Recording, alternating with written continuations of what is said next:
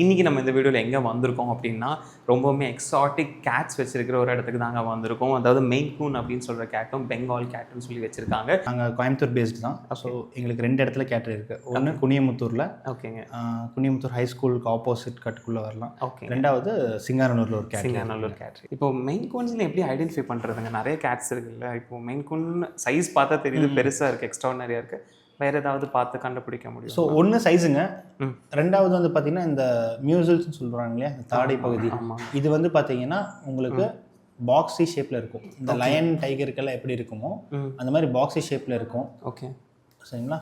So year பார்த்தாலே உங்களுக்கு தெரியும், பேஸ் நல்லா ப்ராடாகவும், இயர் டஃப்னு சொல்லுவாங்க இல்லையா, ஓகே, மேலே வர வர வர வர அது ஷார்ப்னிங்காகவும் வரும். ஸோ இந்த மெயின் கூனுங்கிறதுக்கு இந்த மெயின் ஒரு அடையாளம் தான். ஓகே. சிங்கத்துக்கு எப்படி பிடரி முடி வருதோ அந்த மாதிரி இதுவும் ஒரு அடையாளம் தான்.